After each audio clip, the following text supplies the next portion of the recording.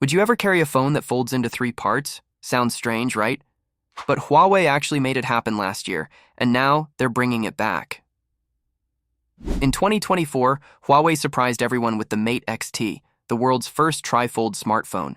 It looked wild. Some people thought it was too much. Others called it a game changer. Either way, it definitely made headlines. Now here's the twist. Huawei isn't done yet. A trusted source just revealed that Huawei is working on the next Mate X-T, and it could launch by September 2025. Let's break down what's coming. First off, the display will remain the same, so it'll still fold 3 times just like the original. That may sound boring, but when you think about how complex that screen is, keeping the same design actually makes sense. Creating a display that folds in 3 sections without breaking is no small thing.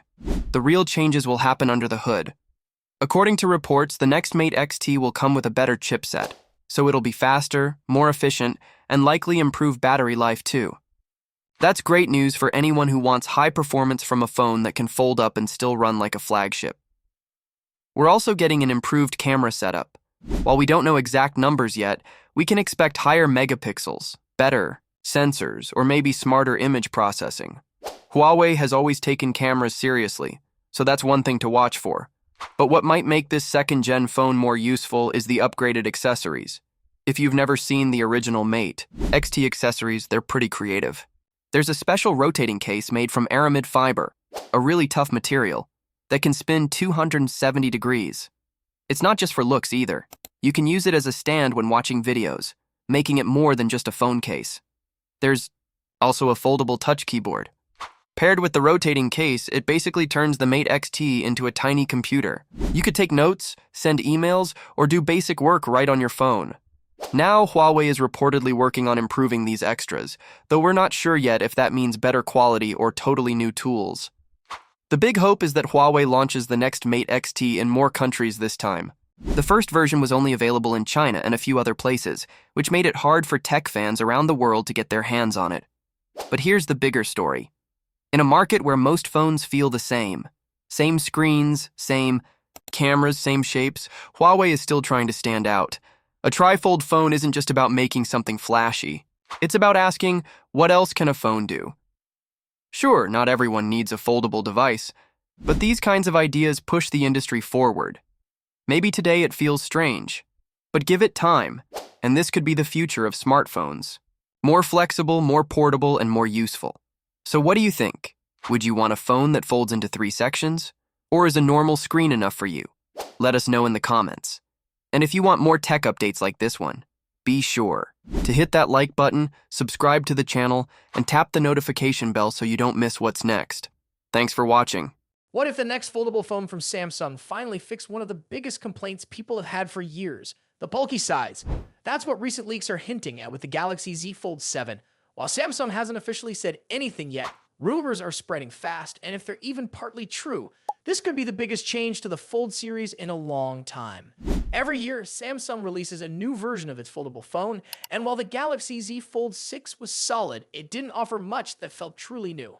This time, though, the Fold 7 might actually bring a serious upgrade, not in features or software, but in how the phone feels when you hold it. According to multiple reports, the Fold 7 might be just 8.2mm thick when folded. That would make it the thinnest book-style foldable phone on the market today. To understand how thin that really is, let's compare it to other devices. The current thinnest foldable of this type is the Oppo Find N5, which is 8.9mm thick when closed. If Samsung manages to hit 8.2mm, they'll not only beat that record, but also make a foldable that's actually comfortable to carry around. That's a big deal, especially since the Galaxy Z Fold 6 was 12.1mm thick when folded. Cutting down almost 4mm might not sound huge, but in terms of phone design, it's a major shift, over 30% thinner. This change could make a real difference in daily use. A lot of people are curious about foldable phones, but they hesitate because of how bulky they feel in the pocket. When you fold them, they tend to feel thick and heavy, almost like 2 phones stacked together. If the Fold 7 is really that slim, it could solve that issue and finally make foldables feel like regular smartphones again. Of course, there's still some doubt around all of this.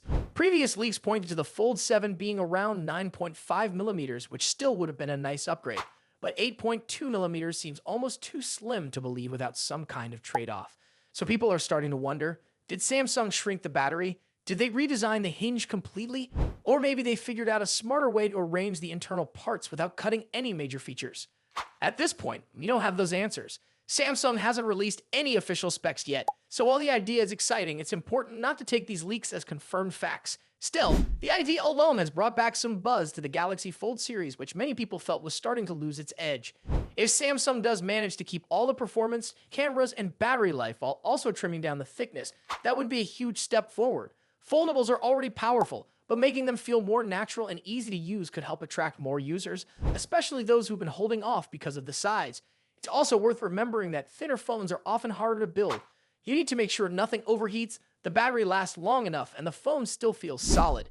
So if Samsung really pulls this off, it would show just how far their engineering has come. For now, we'll have to wait until Samsung's official announcement, which is expected in July. Until then, it's smart to stay curious, but also cautious. Still, the thought of a foldable phone that's easier to carry and still just as powerful is definitely something to look forward to.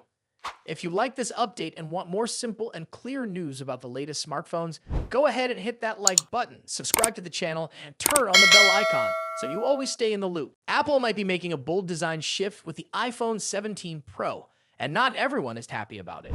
A newly leaked case render has sparked debate due to a noticeable inconsistency shared by leaker Majin Buu. The image shows a camera bar that doesn't extend fully across the phone's back, contradicting previous CAD-based leaks that suggested a full-width design.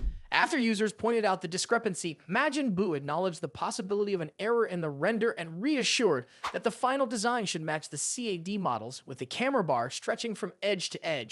While occasional mistakes and leaks aren't unusual, this has led to discussions about how reliable the latest information really is. The iPhone 17 Pro's camera setup is expected to introduce some significant upgrades.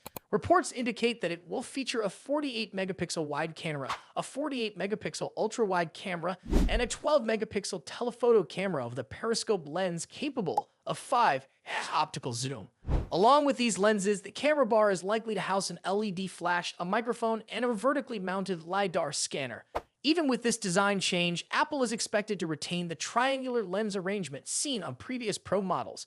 So while the layout may shift, the lens positioning should still feel familiar to iPhone users. Reactions to this design change have been mixed. Some users are already expressing disappointment, criticizing the camera bar's appearance and arguing that it looks too similar to Google's Pixel phones. Others, however, see it as a step toward a more uniform and polished look, instead of individual camera lenses arranged in a cluster. This design gives the back of the phone a more structured and balanced appearance.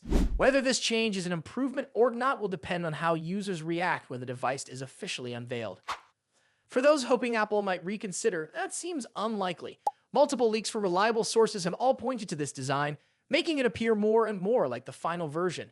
Case manufacturers usually get access to early CAD files so they can start producing accessories ahead of launch, and these designs have consistently featured the full-width camera bar. While some minor adjustments could still be made, the overall look of the device seems to be set. With the iPhone 17 series expected to launch in September, there's still time for new information to emerge.